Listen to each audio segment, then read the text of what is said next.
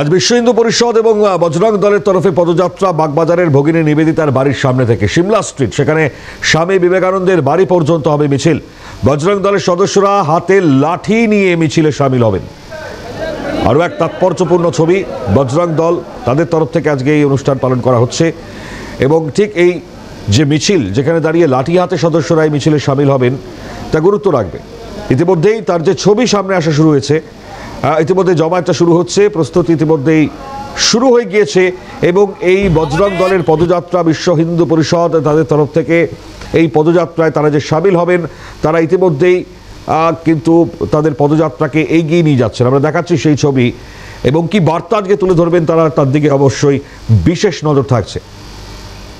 অভিরূপা হাজরা সরাসরি রয়েছেন আমাদের সঙ্গে। অভিরূপা, মিছিল ইতিমধ্যে শুরু হয়ে গিয়েছে, কি ছবি? আর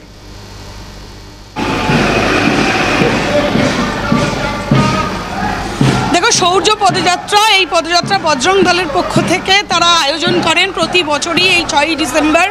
এই দিনটাকেই তারা যেহেতু এই শৌর্য পদযাত্রার জন্য উল্লেখিত মনে করেন এবং বহু বছর আগে থেকে এই দিনটাকে স্পেসিফিক্যালি তাদের প্রতিষ্ঠা দিবস এবং হিন্দু সমাজের উন্নতির জন্য তারা এই পথ বেছে নিয়েছিলেন। আমি তো দেখানোর চেষ্টা মুহূর্তে মিছিলে অংশগ্রহণ করেছেন যে কিছু যুব সমাজ এবং এই বজরং দলের যে যুব সমাজ, তারা এই মুহূর্তে হাতে বাঁশ এবং বাঁশের যে লাঠি, যেটা তাদের অন্যতম পরিচিতির জায়গা, এবং সেটা এবং তার সঙ্গে বজরং দলের যে পতাকা, সেই পতাকা নিয়ে তারা মিছিল করছেন। মূলত বাগবাজারের ভগিনী নিবেদিতার বাড়ির থেকে হেদুয়া স্বামী বিবেকানন্দের বাড়ি পর্যন্ত সিমলা স্ট্রিট, সেই অবধি চলবে এই মিছিল। এই মুহূর্তে হাতিবাগানের ওপর দিয়ে, হাতিবাগানের রাস্তার ওপর দিয়ে এটা চলছেন, বিধান সরণির ওপর দিয়ে এই মুহূর্তে মিছিলটি রয়েছেন। যারা আছেন আমি একটু জিজ্ঞাসা করব, এই পদযাত্রা কি বার্তা দিচ্ছে?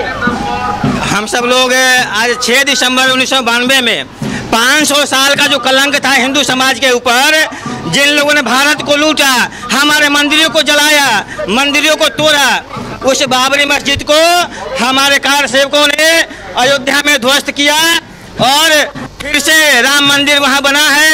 इसी लिए आज हम सब लोग शौर्य दिवस के रूप में हम लोग प्रतिवर्ष 6 दिसंबर को मनाते हैं और हमारे बजरंग दल के सभी कार्यकर्ता आज यहाँ इस शौर्य दिवस में शामिल हुए हैं। मुर्शिदाबादे तो आबार बाबरी मस्जिद तैयारी देखिए, जो अधर्मी है, जो राक्षस है, जो दानव है, जो देशद्रोही है, जो धर्मद्रोही है, वे लोग जो भी करेंगे सत्यमेव जयते, सत्यमेव जयते, सत्यमेव जयते।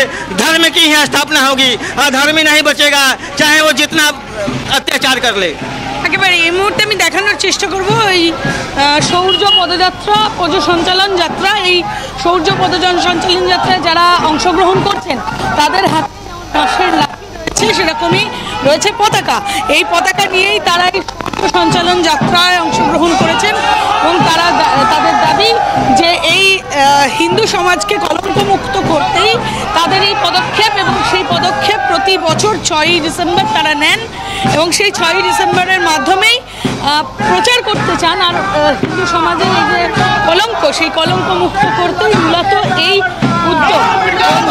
এই মুহূর্তে দেখানোর চেষ্টা করবো যে এই মিছিল বিধান সরণির ওপর দিয়ে এগিয়ে চলেছে, যা আর কিছুক্ষণ পরে সিমলা স্ট্রিটে স্বামী বিবেকানন্দর বাড়ির সামনে গিয়ে শেষ হবে। এবং বিশেষ এই যাত্রা যা প্রতি বছরই তারা আয়োজন করেন, সেই আয়োজনে সেই যাত্রাটি এই মুহূর্তে চলছে এবং এখানে আমি কথা বলবো, আমি যারা আছেন আমি একটু তাদের সাথে কথা বলবো। এই পদযাত্রা কেন? এই পদযাত্রায় 1992 সাল 6ই ডিসেম্বর হিন্দু সমাজ যে শৌর্যতা এবং বীর্যতা দেখিয়েছিল, সেই দিনটাকে উদযাপন হিসেবে আমরা প্রত্যেক বছর পালন করি। আর 1992 সাল 6ই ডিসেম্বর গীতা জয়ন্তী তিথি ছিল, সেই তিথিটাকে অনুসরণ করে আমরা প্রত্যেক বছর গীতা জয়ন্তী তিথিতে শৌর্য সঞ্চালন করি বিশ্ব হিন্দু পরিষদের যুব সংগঠন বজরং দলের পক্ষ থেকে। এটা কি সারা রাজ্যে হয়? এটা সারা রাজ্য তথা সারা ভারতবর্ষে হয়। এই শৌর্য সঞ্চালন আমাদের হচ্ছে শৌর্য দিবস, পরাক্রমতার দিবস হিসাবে আমরা পালন করি বলে শৌর্য সঞ্চালন। আজকে তো এই আপনাদের বিশ্ব হিন্দু পরিষদের এই যে বজরং দলের পক্ষ থেকে যে এই যাত্রা, তার পাশাপাশি আজকে হুমায়ুন কবির শিলান্যাস করছেন মুর্শিদাবাদে বাবরি মসজিদের, কি বলবেন? হুমায়ুন কবির মুর্শিদাবাদের যে শিলান্যাসটা করছে, বাবরের নামে কোনো মসজিদ ভারতবর্ষের বুকে হবে না। কেন? বাবর ছিল বিদেশি লুণ্ঠনকারী এক মরুদস্যু অত্যাচারী শাসক। বাবরের নামে আমরা এখানে কোনো মসজিদ হতে দেবো না। বাবরের নামে কোনো মসজিদ হবে দেবে না, তারা প্রতিবাদ জানাবেন এমনটাই কিন্তু জানাচ্ছেন।